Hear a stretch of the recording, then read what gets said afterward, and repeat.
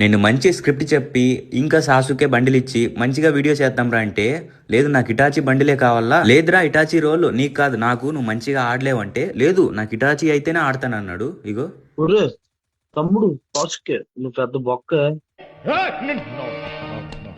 ఇప్పుడు వీన్ని నేను దేంతో కొట్టాలా?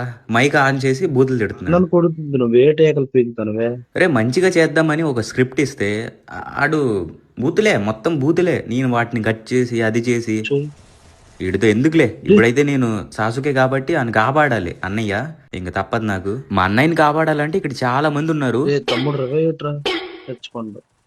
ఆహా నీలా కాదన్నయ్య నేను. తమ్ముడు వెళ్ళి రవేట్టే, నీకు కాట రాదు, నీకు ఎందుకురా గేమ్. వస్తాను. అవునన్నయ్య ఇక్కడ ఎనిమిస్ ఉన్నారన్నయ్య రివే ఇవ్వడానికి, కాబట్టి అరవద్దన్న రివైవ్ ఇస్తానన్న. ఆగు అయిపోయింది, ఇప్పుడు వెళ్ళి రివైవ్ ఇస్తా. ఇంకోటి వచ్చాడు, బయటికి రారా రే. తమ్ముడు ఆగన్నా ఇన్ని వదిలేస్తా మళ్ళీ రివైవ్ ఇచ్చుకుంటారు వచ్చి.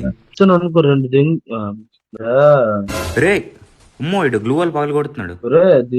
రే ఆగ్రా టీం ఉంది పగలు కొట్టు దగ్గర నేను బ్యాక్ ఓపెన్ చేయైతే చచ్చిపోను.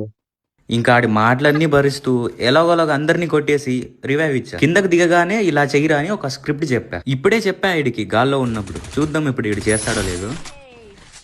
నోట నేర్పుకుందాం. నేను 10 కిల్లులు కొట్టా, అది కూడా స్టార్టింగ్ లోనే. వీడు ఒకటి కూడా కొట్టలేదు ఇంతవరకు. 3 సార్లు చచ్చాడు. ఇప్పుడు చచ్చి మళ్ళీ రివైవ్ అని బూతులు తిడుతున్నాడు. ఇప్పుడు దీన్ని యూట్యూబ్ లో పెట్టాలి.